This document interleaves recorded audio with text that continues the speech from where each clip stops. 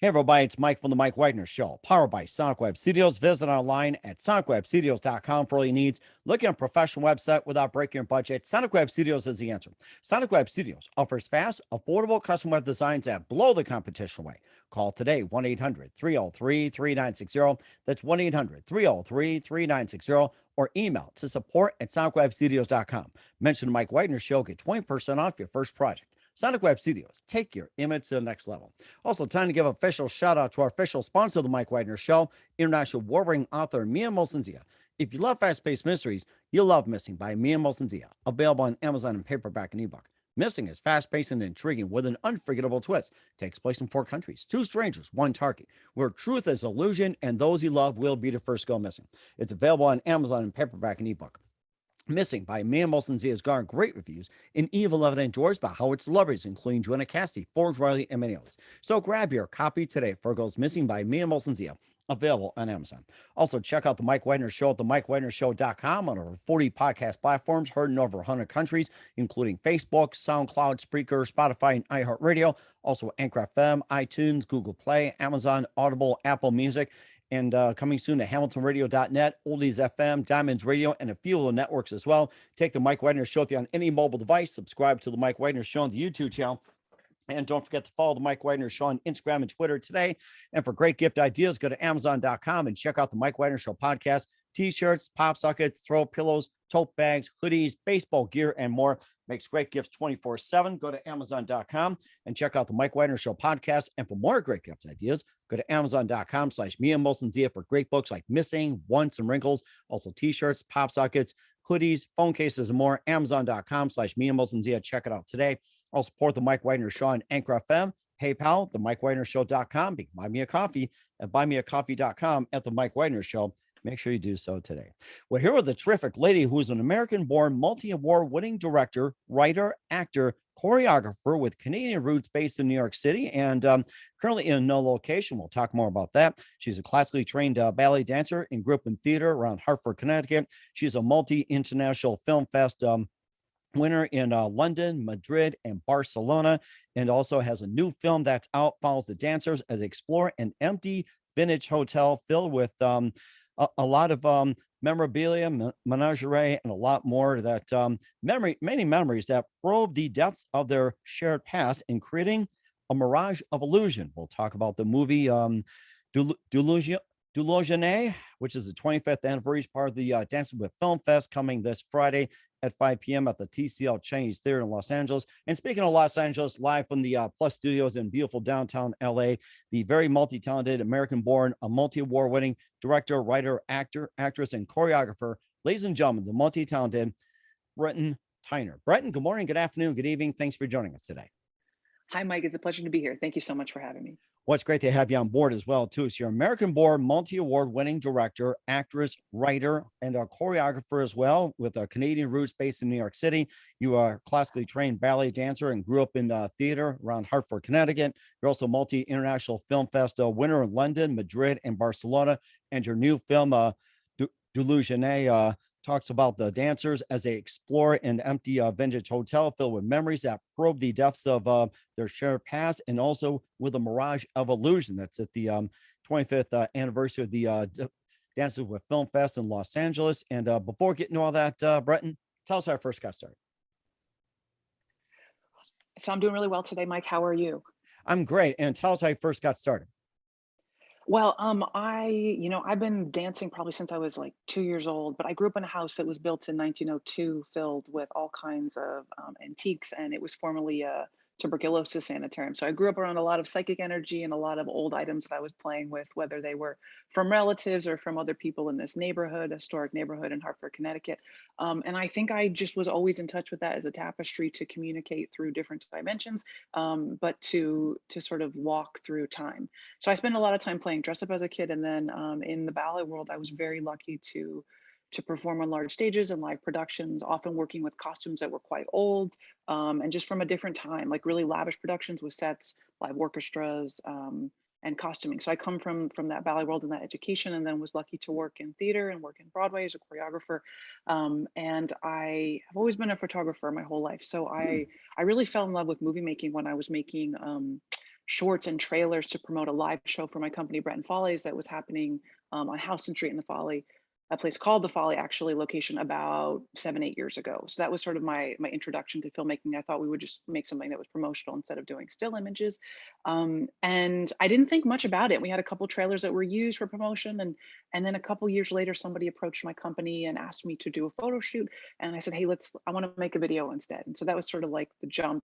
And that first project, Agosia, was picked up by Fred Sweet, who's the founder and producer of La Jolla International Fashion Film Festival. So again, that connection of costume, of narrative, of choreography into fashion and to filmmaking. So that's a little bit about the origins in the beginning.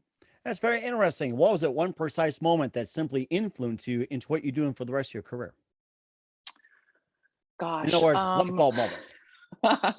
you know, if I'm not fully engaged creatively, I know that for me, I need to look further. I need to advance my skill set. I need to think about, or just go instinctively to that thing that's going to satisfy me fully. And I think there's a couple moments for me, particular when I was auditioning as a dancer, and I didn't like the choreography. I didn't like the costumes. I didn't like the music. I didn't like the music we were working with. I was very picky. I was too opinionated to be an ensemble person. And I think there were moments as a choreographer where, again, I was too opinionated about costume, about lighting, about dialogue, about tone and pacing. And in those moments, you realize that if you're going to be a good team member, you might have to place yourself in a different role. And I think that's how just sort of my natural ability for directing came to fruition, and also having opportunities where I didn't have complete teams. So I was really forced to wear all those hats, whether I was sourcing wardrobe, or I'm managing multiple personalities, or I'm doing lighting design, or whatever location scouting. So I think, but I want to give you like a juicy answer on like that one moment.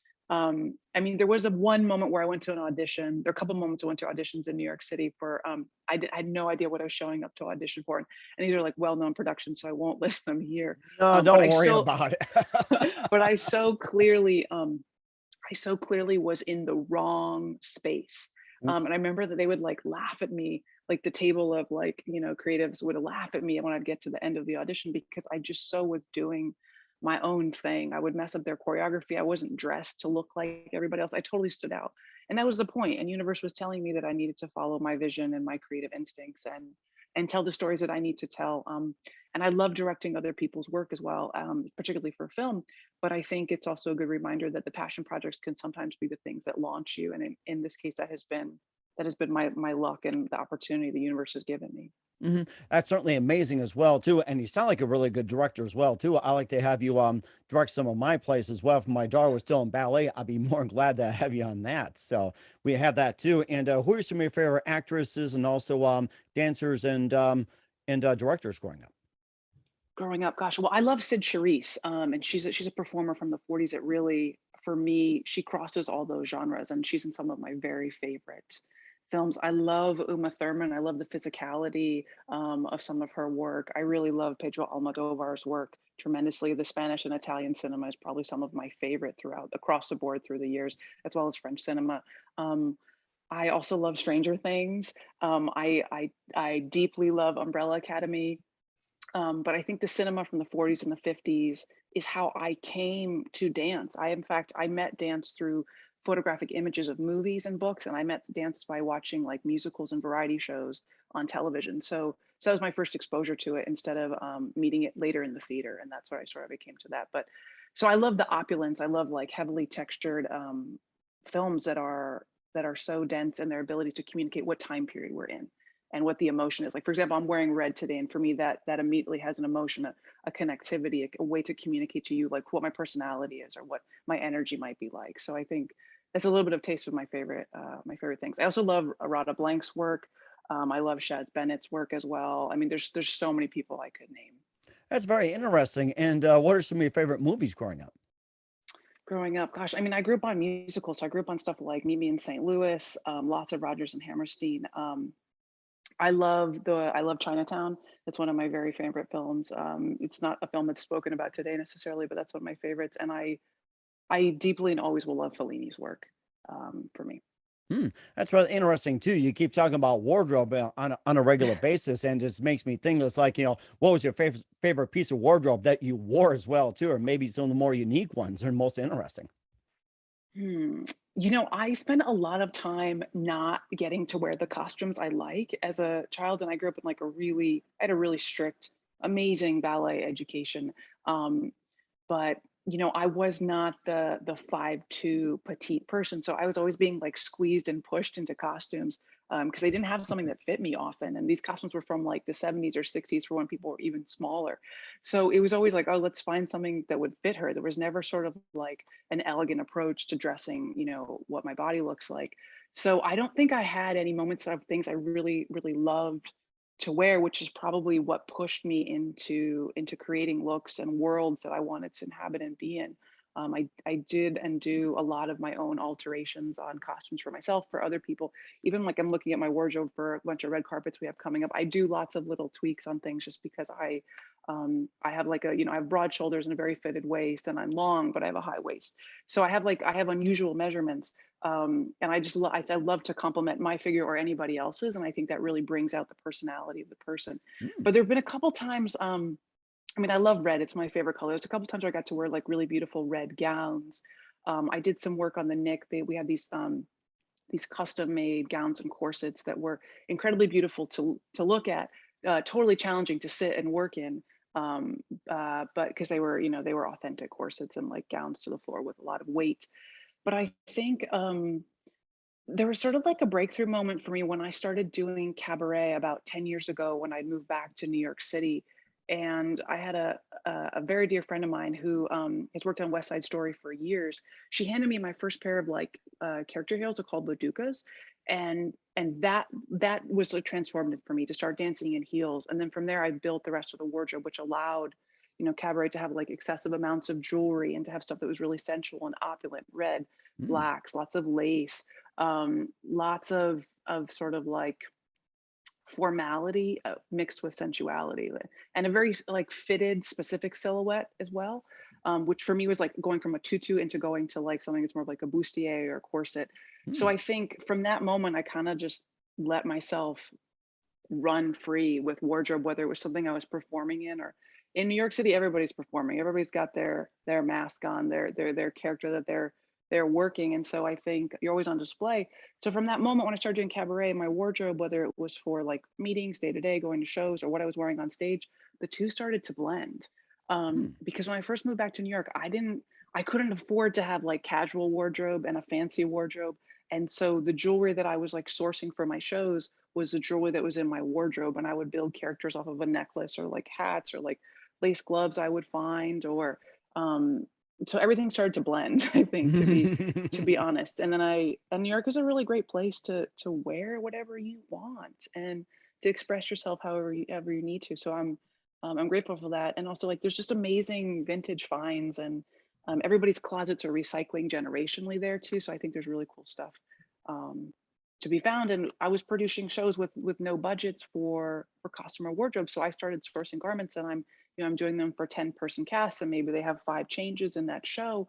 And I just had a good eye for personality, for fit on the fly. When you don't have a lot of money and you don't have a ton of time, you got to be creative. So I think that's sort of built the idea of not just styling myself, but for styling other people. And then I've had the opportunity to do it for Netflix Most Channel and for Zainab Jah's directorial debut. She has a film coming out called Reunion that's going to be coming out this fall. We'll be shooting in the summer, that I'm thrilled to be on. I also got to do costume design for my dear friend Daniel Matura's film Launch in Paradise, which is just hitting the film festival circuit. They just had their premiere at Long Beach Island. They're going to be at Michoud Film Festival in July. So I think it really still stems from this place of my own sense of like freedom with personal style, and then the directorial eye to enhance whoever the subject is, to feature their face, to feature their coloring, to feature their personality, their silhouette. And I love making people look good, and I love making them feel good, because I Mm. think for performers, when they feel good, or if you feel like you're in character, you get a totally different response from that actor. And then you also get that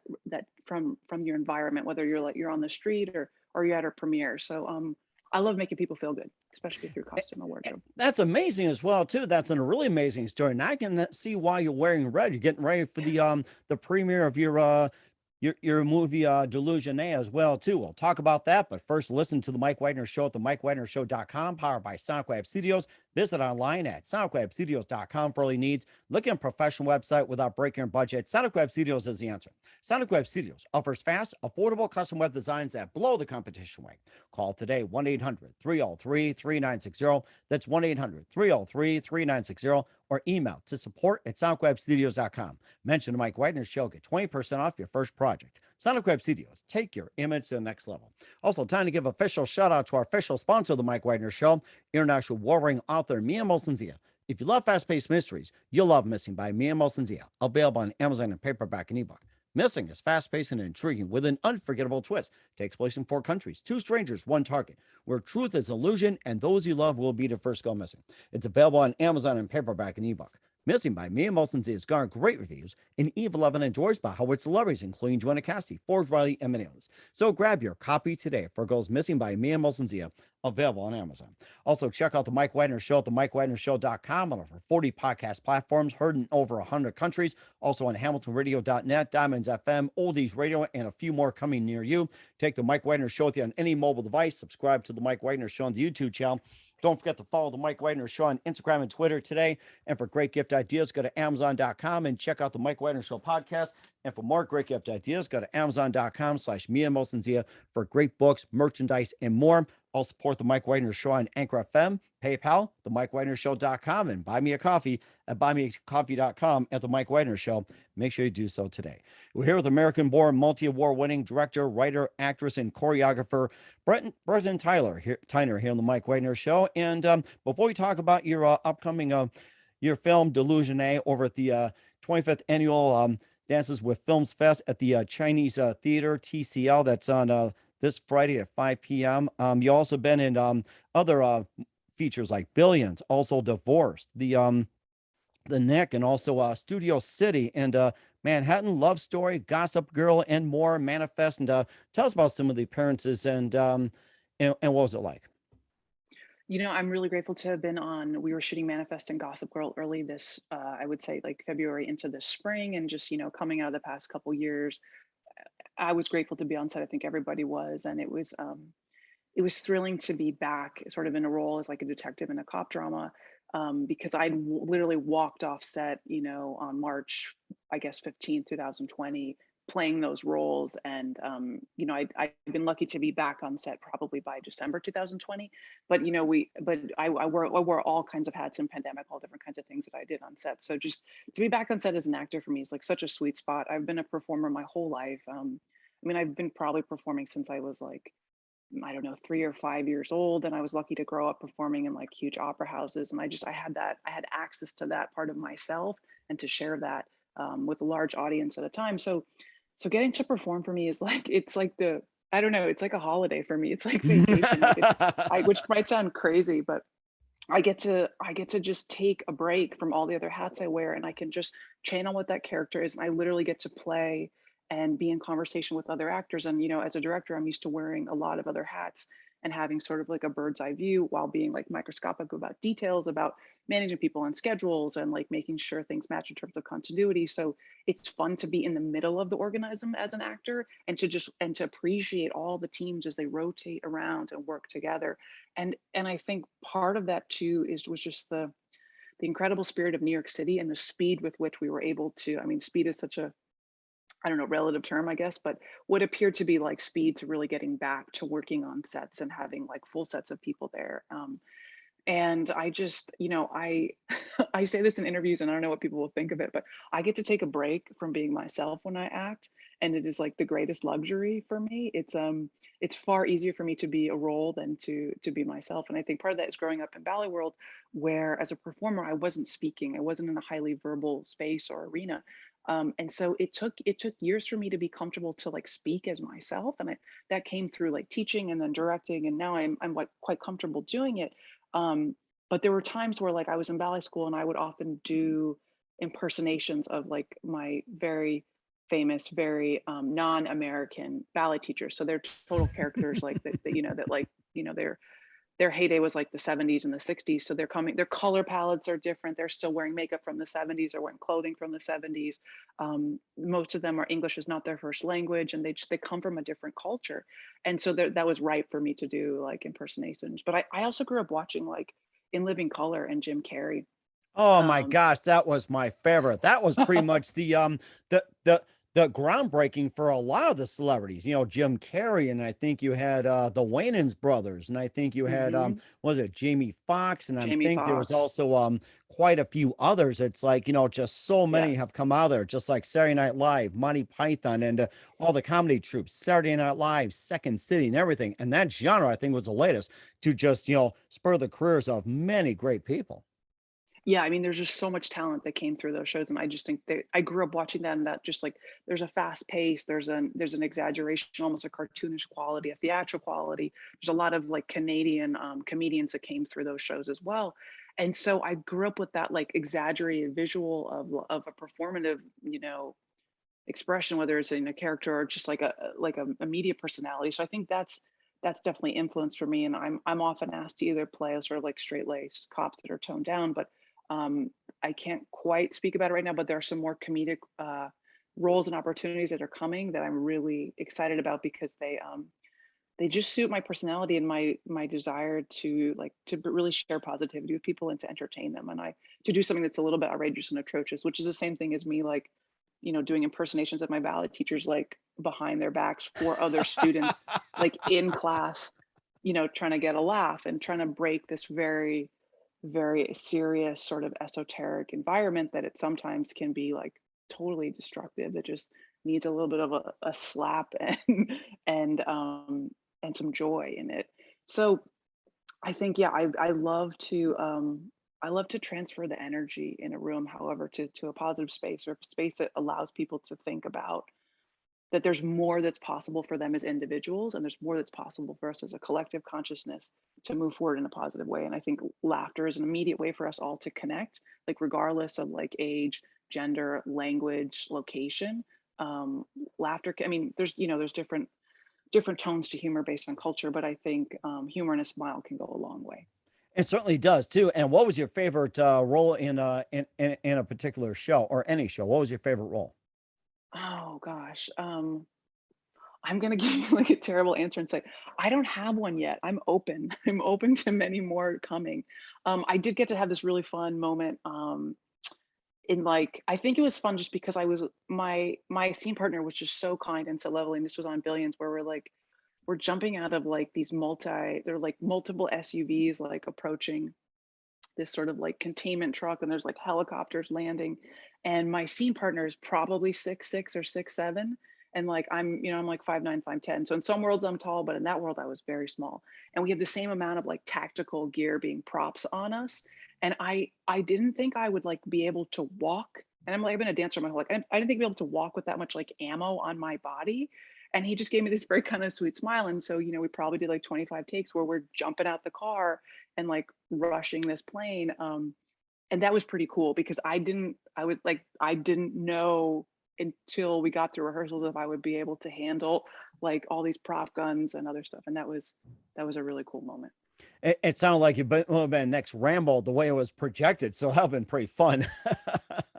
Yeah, I mean, it was wild too because it was a huge scene. So the timing and the specificity of cueing and choreography was like really important because you have like and safe. You need to like do the safety. All these vehicles like approaching this like containment space, and we were shooting in like an airplane hangar. So it was a vast space, and it was towards dusk too. So you just have like you have all these like flashing lights, and it's pretty dark. And yeah, it was a huge scene. It was a lot of fun. I think too, also I loved there's some amazing ballroom scenes on the Nick. And I think again, this just speaks to my appetite for directing, where I got to watch Steven Soderbergh not only shoot the scenes and film them himself, but direct them, and watching him do one takes through like 6 ballrooms in the Nick was just incredible. And watching his brain on display and how he handled everybody. And like that was a very calm set actually, even though it had I mean, there must have been like at least 100 people in that scene. Wow. But that was a really magical moment. And watching, because for me, I'm just watching him choreographed as he's choosing to go, take the camera high and low, and circling all of these ballrooms. And he was adamant that it was going to be one take. And I just thought that was so brilliant to watch all that come together. That had to be very brilliant as well too. And you also have a brilliant production as well too, called Delusionne, coming up at the 25th anniversary Dance with Film Fest this Friday at 5 p.m. at the TCL Chinese Theater. And tell us more about the film as well too. Finally, the dancers as they explore an empty vintage hotel, filming memories that probe the depths of their shared past and creating a mirage of illusion. Tell us more about that.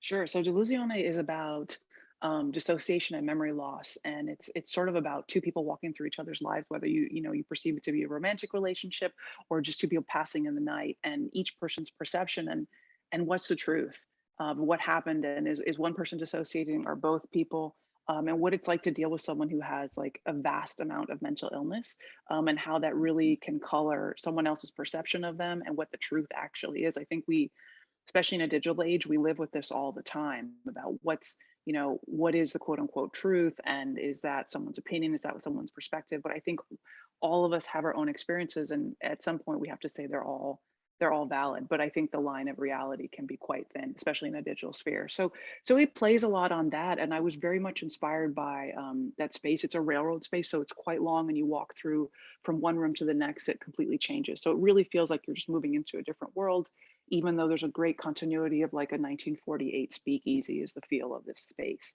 Mm. Um, and we were just like really lucky to shoot there. This space has like since been closed almost immediately through pandemic, and we shot right before. So I feel very lucky that we got to do work in that space. And I built all the costume designs for this and choreography that's sourced from some work from my company Breton Follies, and some of it was also like new material. But I have to thank our DP Michael J. Burke. He, the film just wouldn't exist without him, and it wouldn't exist without Fei Chao, who did the music. They're both incredible artists, and they're very intuitive people. So we're able to work in that space and that sphere together, and to build something and say, okay, well, this is how we started out. This is what we're walking away with, and this is what it's going to look like in post. And they were just so willing for that evolution of the project to move through and develop, instead of sort of saying, well, okay, that's what we wrote and that's what we thought it was going to be, and we're going to stick to it. They're both very much open to it growing and expanding into what it is now. So yeah, it's I mean, we shot that film in 5 hours, so it was Wow. it was a push. But that's Michael Burke. That's just Michael Burke moving so quickly and so efficiently with his mind, let alone his body. And there's a mirrored hallway that's sort of mirrored 3D floor to ceiling, which is like really challenging for a camera operator, because we're trying to make sure he's not in the shot. And he just went take after take with me, because I knew it was going to be a really, really fantastical sweet spot of a visual for us to capture. And I don't know, maybe he lost his patience with me once or twice, but he went for it. And he's like, I didn't say that he did, but who knows? I'm not going to speak for him. He's amazing. But he's like, that's his favorite section of the film. And so I think what's so awesome about it is like working with people that trust me and trust my vision and trust me to let it evolve, and that I'm open to it shifting and adjusting as it moves forward. And I think that's what makes the best sort of, what do you say, art? I want to say product, but that's what's going to make the best film or expression, is being open to it shifting and adapting, and not being sort of rigid about, well, we started here, so we need to stay there. So yeah, that's a little bit about Delusione. That's going to be at Dances with Films this coming Friday. And how'd you first get involved with the film? Well, so the film's my baby. So I'm like the executive producer, director, choreographer, actor. But the initially I had just come off of La Jolla International Fashion Film Festival, my first film festival in July of 2019.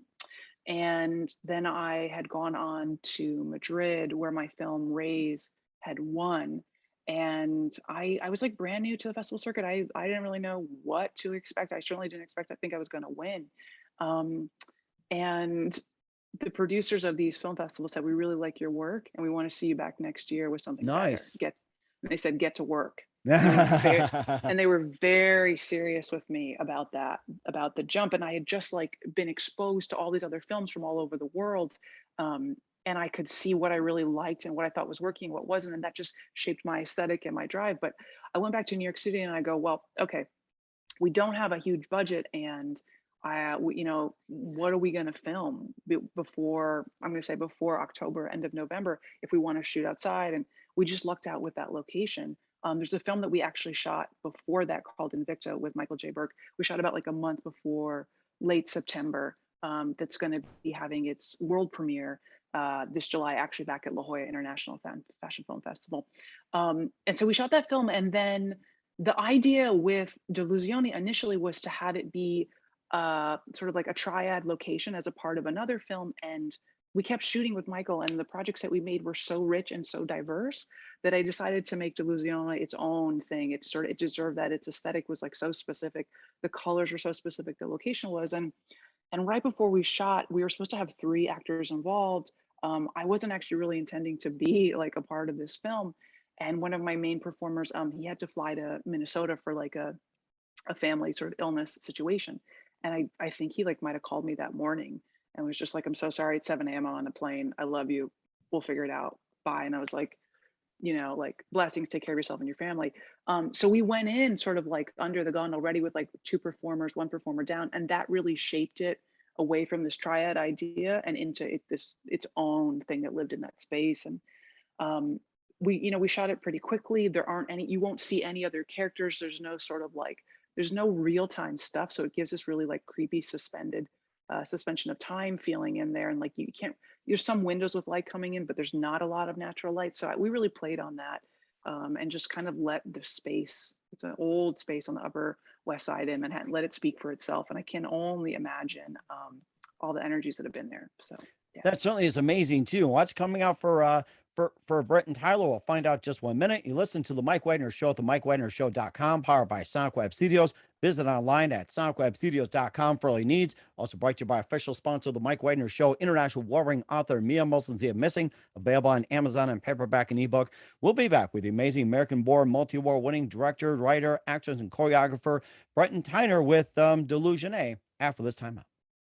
We're back with Breton Tyner, the award-winning American-born, multi-award-winning director, writer, actress, choreographer of Delusione on the Mike Wagner Show. And it's great to know about your film. It's coming up at the Chinese Theater, TCL, on the Friday the 17th as well, 25th anniversary. And what else can we expect in 2022 and beyond? Thanks so much, Mike. So I'm thrilled to be in pre-production right now on my pilot, I Dream of Hazel, which is a pilot to series. It's about a person who people think is mentally ill, but is really psychic. And it plays on the themes of dissociation and memory loss. And this person ultimately becomes a detective of time as they solve crimes running back and forth through many dimensions. So that's, we're in pre-production. I was actually just on this morning with my line producer who's in New York. And, we're going to be going into production, hopefully the end of June, shooting on that. So I'm thrilled to be teaming up with Michael Burke again, who is the DP actually on Delusione as well. So working on that and looking to develop that into a series. And it's pretty much a predominantly New York cast and New York team. And I was looking to do sort of my feature film directorial debut. People were like, where's the feature? Where's the feature? And I, Michael and I had kind of a artistic jam session together, and I'd had like a couple other projects that I was set to direct. Other people's projects had fallen through, and I was like, so what do I do? And he's like, well, you do your own thing, you tell your story. And he was right. And I took that to heart. A day later, I went back and I was like, okay, so I wrote it, and he was like, okay, all right, got you moving, we're going. But it was clear to me that this character, Hazel Wentworth, was not to be confined by a feature, and that there's just so many stories that I had to tell. So that's why we went for like pushing it towards a pilot and a series that I think just allows it to compound and expand. And the more people that join the team can run with that idea as well. Collaboration is like really at the core of my passion for movie making. And I'm always inspired by the people that I get to work with that elevate an idea or bring their expertise. I love working with people that do things I don't do. Like I have less passion and desire to work with people that like come, just from a dance background or just want to do costume design. So I'm always like really moved by musicians, by cinematographers, by painters. I deeply love people that can do numbers. I love my line producers that can do numbers and can deal with my creative ways and be like super organized about things. So I have much respect for people that are like exceptional producers, that are better producers than I am. I can push to get things done, but they have incredible skill in terms of creating structure. So yeah, that's what's going on. I Dream of Hazel. So keep an eye out for that. We certainly will do so. And who do you consider biggest influence in your career? Ooh, and like all the ghosts that harassed me when I was growing up, all those ghosts in that old 1902 house. Um, there's a very special person named Elizabeth Dawson who was a dancer, and has had many other roles beyond that. And I think she was one of the first people that really encouraged me to listen to my intuition. And I met her when I was in San Francisco, and we're great, great friends. And she actually made it possible for Delusione to be finished in the editing process, along with a number of my other films. She's always just encouraged me to be me and to really use my intuitive gifts. And I think, you know, she's not in the film sphere, she's not particularly in the dance sphere, but she's a very magical, holistic person, and I think she's had a profound effect. My father also put a camera in my hand probably before I could remember, but from like a very young age. And photography was part of our how we connected. And I think, you know, it wasn't a relationship where we were necessarily speaking a lot, but we were speaking through image and what we saw in the world, and appreciation for nature, for architecture, for music, for culture. And I think that's also at the core of me as a filmmaker. But I think, you know, J-Lo kind of said it best recently, like, thank you to all the people that said no to me. Thank you to all the people that tried to stop me. Thank you to all the people that tried to sabotage projects. Those moments, those contentious moments, are so valuable in that they show you what you want to do and how hard you're going to work to go and get it, or to just really instantly realize that this person doesn't get you, and that is totally fine, and to completely let it go, to not put any energy in that direction, and to walk towards exactly what you want to make. I always find, and I would say this to anybody of any age, just as a moment and a point of inspiration, that people love to celebrate what I do after I finish it or after it's successful. And when I'm sort of like in the moment, there are very few people, before it's like fully formed, there's very few people that really are like, oh, we think that's great, Breton. What are you talking about? And Michael Burke is one of them, who totally, I think, understands and sees my gifts, and understands sort of like what my gestation process is to making things. So I would definitely say Elizabeth Dawson, my dad from a young age. Michael Burke is one. Also, I mean, I had an amazing ballet teacher. Her name's Alla Ossipenko. She codified the curriculum with Vaganova in Russia in the 50s, and she's still alive today. She was tough on us. She was so tough and so loving, and didn't speak a lot of English in ballet class. And I worked with her probably for like 7, 8 years. I was really lucky to do that. But she worked with us tirelessly. And you know, I don't think she loved the fact that we were Americans. I don't think she thought, I don't know if she thought very highly, at least for, you know, when we were training in class, I don't think she thought very highly of us. After class, it was all love and hugs, and, you know, only eat lettuce and skip the cookies, and just, but there were these moments of like such passion and drive. And when I was working with her, she was in her 60s, and I'm watching Wow. this woman with like just incredible fashion, um, humility, grace, and ingenuity. This is a person who like had lost her son. She's living in the States. She's completely removed from her culture, and I think that ingenuity and that will and drive to maintain a standard. There's nothing like that when it's instilled in you in ballet school. So that's sort of like a little bit of a run of the mill of things, but I think it's just important to make what you want to make, and to just keep pushing forward on that, and to not be too deterred by other people's Mhm. inability to grasp it. And you know, you never know how high something's going to go and who it's going to reach. And I think sometimes it's not necessarily about the accolades, but it's about who you inspire with what you're making. And that's a really good point as well, too. Very amazing. What's the best advice you can give to anybody at this point?